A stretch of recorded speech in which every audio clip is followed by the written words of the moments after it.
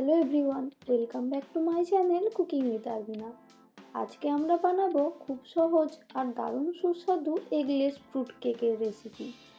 ডিম ছাড়াই নরম, স্পঞ্জি আর ভরপুর ফলের সাথে এই কেকটা চা কিংবা বিশেষ দিনের জন্য একদম পারফেক্ট।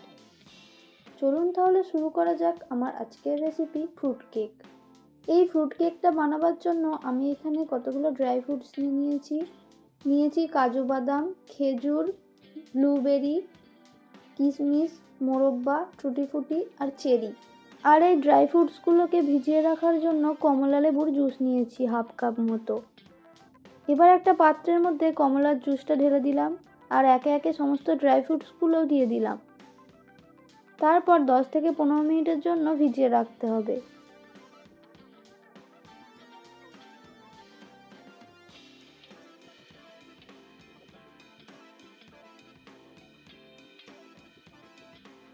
এবার কেকের ব্যাটারটা রেডি করার জন্য প্রথমেই একটা বাটি নিয়ে নিয়েছি আর তার মধ্যে দিয়ে দিলাম 1 কাপ দুধ, আর দিলাম হাফ কাপ চিনি আর 1 টিস্পুন ভ্যানিলা এসেন্স, আর দিলাম রিফাইন্ড অয়েল। তেলটা আমি হাফ কাপ ব্যবহার করেছি। এবার সমস্ত উপকরণগুলো বিট করে নেব। আমি এখানে ইলেকট্রিক বিটার ব্যবহার করেছি, তবে আপনারা চাইলে কিন্তু হ্যান্ড বিটারও ব্যবহার করতে পারেন।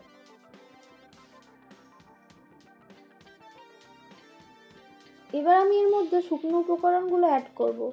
দিয়ে দিলাম 1 কাপ ময়দা, 1 চা চামচ বেকিং পাউডার, হাফ চা চামচ বেকিং সোডা। এবার সমস্ত শুকনো উপকরণগুলো খুব ভালো করে চেলে নেব। তারপর ধীরে ধীরে ব্যাটারের সঙ্গে মেশাবো। এই পর্যায়ে ইলেকট্রিক বিটার ব্যবহার করা যাবে না, ধীরে ধীরে স্প্যাচুলার সাহায্যে মিশিয়ে নিতে হবে।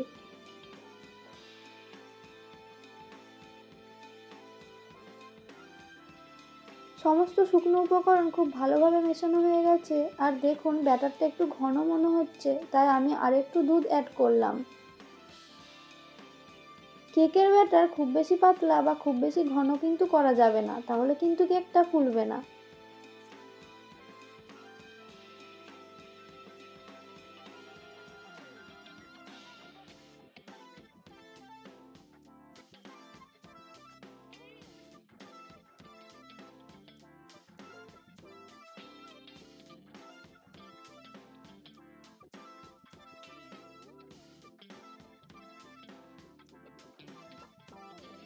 দেখুন কেকের ব্যাটার একদম রেডি হয়ে গেছে।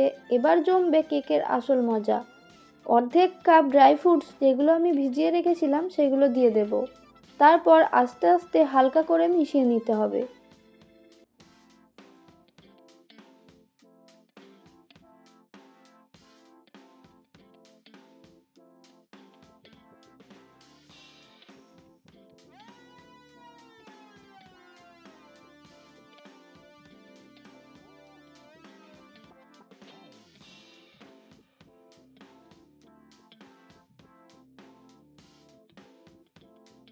দেখুন কেকের ব্যাটার একদম রেডি হয়ে গেছে। এবার কেক মোল্ডটাকে আমি অল্প একটু তেল ব্রাশ করে নেব আর ওপর থেকে একটা পেপার অ্যাড করব, যাতে কেকটা নিচে লেগে না যায়।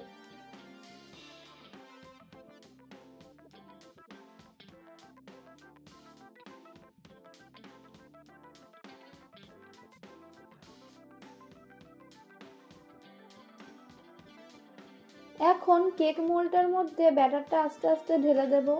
তারপর ওপর থেকে ড্রাই ফ্রুটসগুলো ছড়িয়ে দেব, যাতে কেকটা খাওয়ার সময় ড্রাই ফ্রুটসগুলো যখন মুখে পড়বে তখন খেতে আরো সুন্দর লাগবে।